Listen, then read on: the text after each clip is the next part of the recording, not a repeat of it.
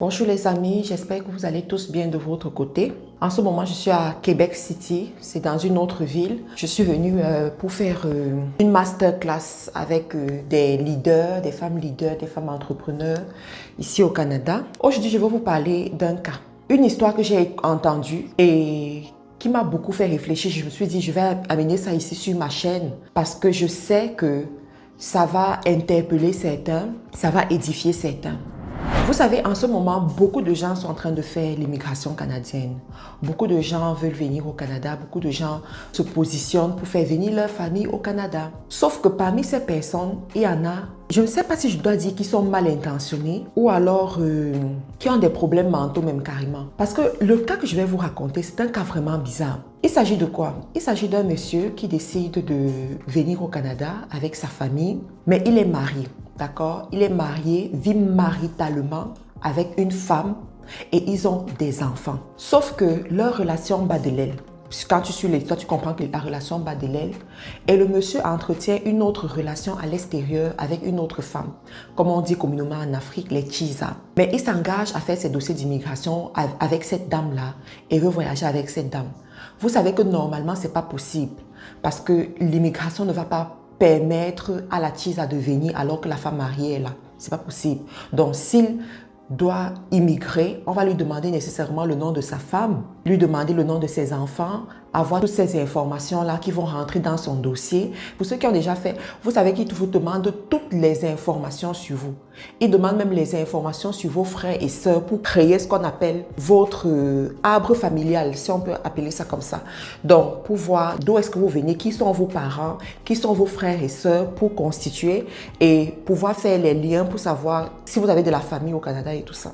Donc, le monsieur voilà, dans la constitution du dossier, on demande le nom de sa femme. Il se rend compte qu'on demande toutes les informations par rapport à sa femme. Vous savez ce que le monsieur décide de faire? Il décide carrément de créer un faux acte de décès pour sa femme. Un faux acte de décès pour sa femme. Faire croire que sa femme est décédée et que, bon, comme elle est décédée, lui, il peut venir avec les enfants. On n'a pas besoin de l'autorisation parentale pour que les enfants voyagent. Parce qu'il faut aussi savoir ça. Lorsque les enfants ne sont pas majeurs, l'immigration va absolument demander l'autorisation parentale de l'autre parent. Que tu sois avec ce parent ou pas. Même si ce parent est sur Max, avant qu'on ne valide ton dossier, tu vas aller sur Max, voir ce parent, pour que ce parent signe que son enfant doit voyager pour venir au Canada et rester au Canada. Si ce parent ne donne pas son autorisation, c'est foutu.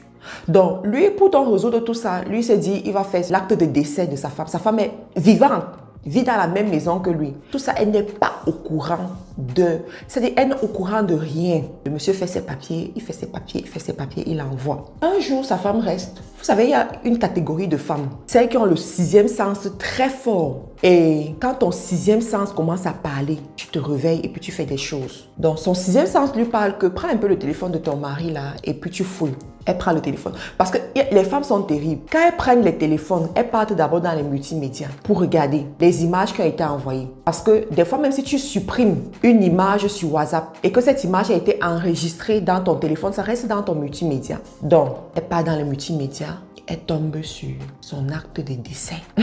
Elle regarde, elle dit, mais c'est quoi ça? L'acte de décès, c'est son nom qui est écrit dessus. Elle ne comprend rien, elle se demande, est-ce qu'il s'agit de quelqu'un d'autre? Elle comprend, elle ne pouvait même pas imaginer ce qui est en train de se passer. C'est là où elle commence à faire sa petite enquête dans le téléphone à l'instant là. Elle fait sa petite enquête et elle se rend compte que, en fait, le monsieur a des discussions avec les gens de l'immigration et a des discussions avec eux. Quand je dis les gens de l'immigration, ce n'est pas les... Vous voyez les gens qui se constituent pour aider les autres à remplir leur dossier. Vous voyez ce genre de personnes-là. C'est de ça dont je parle. Je ne parle pas de l'autorité reconnue, hein. Je parle des gens qui aident là, quoi. Elle se rend compte que, en fait, le monsieur, il a sa Chisa et puis ils ont monté leur plan. Ils se sont entendus que on va déclarer que la titulaire, elle est décédée pour que le monsieur puisse rentrer au Canada comme un veuf et ensuite épouser l'autre et puis la faire aussi venir ou bien vous allez faire comment. En tout cas, de toute façon, la fille était déclarée morte. Quand elle a vu ça, elle était choquée, dévastée. Vous pouvez imaginer la suite. Mais c'est même pas cette suite-là qui m'intéresse. Moi, quand j'ai vu cette histoire, j'ai dit, premièrement, le gars n'allait pas aller si loin que ça. C'est sûr. Pourquoi? Parce que déjà, il faut savoir que les dossiers de l'immigration sont très compliqués à remplir. Si tu mens, si tu as le mensonge dans ton histoire. Parce qu'on va te poser une question et ensuite on va te poser la même question pour avoir la même réponse mais posée différemment. Donc si on se rend compte qu'il y a ambiguïté, ça commence à salir ton dossier. Et les Canadiens, en fait, ils sont tellement vrais. Ils veulent que les gens viennent, mais ils veulent que les bonnes personnes viennent. Donc, quand ils commencent à se rendre compte que ton dossier, il y a ambiguïté, on te met un red flag de telle sorte qu'on ne veut rien avoir à faire avec toi et avec tout ce qui te concerne. Tu vas t'étonner que tu fais le dossier, on rejette. Tu fais le dossier, on rejette. Tu fais le dossier, on rejette. Pourquoi? Parce qu'on s'est rendu compte qu'il y a ambiguïté. Et des fois même, quand ils se rendent compte de ça, ils ne vont pas te dire la vraie raison pour laquelle ils sont en train de rejeter ton dossier. Mais c'est tout simplement parce qu'ils se sont rendus compte que la concordance, ça n'existe pas. Et vous savez quoi? Moi, je discute beaucoup avec les professionnels. J'ai une dame avocate agréée ici au Canada, une grande dame très respectée. C'est une Africaine, mais elle me dit, ma Karine, les dossiers que je n'aime pas prendre, c'est les dossiers des Camerounais. Moi, je suis camerounaise, donc ne venez pas ici. Non, elle dit, les dossiers que je n'aime pas prendre, c'est les dossiers des Camerounais. Parce que les Camerounais est le faux. C'est-à-dire, quand tu avances avec ce dossier, tu prends la peine même de discuter avec ton client. Mais au fur et à mesure que tu avances, tu commences à te rendre compte que l'histoire qu'on t'a racontée au départ n'est plus la même histoire à la fin. Sauf que quand tu t'engages en tant qu'avocat agréé, quand tu t'engages, tu mets ton nom sur un dossier. On regarde le quota des dossiers que tu as réussi. Ça rentre dans ton passif en fait. On regarde le quota des dossiers que tu as réussi. On regarde comment ça s'est passé. Mais si sur 15 dossiers, tu as 10 dossiers qui sont faux, veux pas, ça a un impact sur ta crédibilité.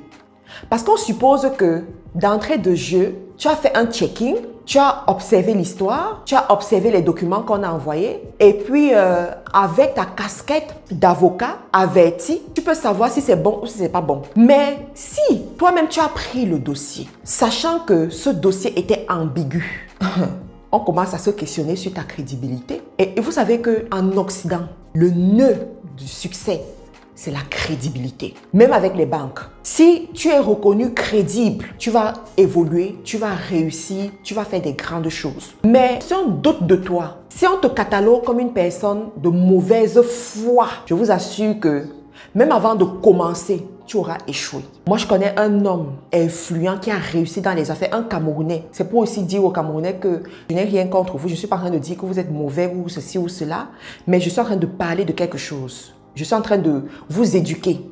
Je suis en train de vous interpeller parce que je sais, je sais de quoi je parle. Le monsieur est arrivé au Canada avec ses 2 valises. C'est tout ce qu'il avait. Il avait ce rêve de réussir. Il a dit, je vais réussir sur ce territoire. Et je vais réussir dans les affaires parce que je ne veux pas rentrer dans le 5 à 7. Il a commencé ses petites activités où il partait prendre la marchandise chez un fournisseur. Il vendait. Et le fournisseur s'est rendu compte que c'était l'un de ses meilleurs détaillants. Mais un meilleur détaillant qui n'avait pas beaucoup d'argent. Le fournisseur lui a dit, ce que je vais maintenant faire avec toi, je vais te donner la marchandise, tu vends et puis tu viens me payer plus tard. Il a dit ok. Il partait, il vendait la marchandise, il revenait avant même les délais du fournisseur pour rembourser l'argent au fournisseur. Lorsque le fournisseur s'est rendu compte que le gars est digne de confiance, puisque le fournisseur vendait un produit, tu peux être en train de vendre un produit, mais tu te rends compte que pour que le client performe, pour que les gens puissent bien faire les affaires, il y a d'autres produits connexes qu'il faut ajouter. Les gens qui sont dans les affaires, dans la vente, vous comprenez de quoi je parle. Donc, le fournisseur lui a dit, je vais te connecter à d'autres fournisseurs qui vendent les produits que tes clients demandent, mais ces fournisseurs-là sont aux États-Unis. Est-ce que tu es prêt à travailler avec les fournisseurs aux États-Unis? Il a dit, il n'y a pas de problème. Je vais travailler avec eux. Mais il a dit une chose que je te recommande de faire avec eux.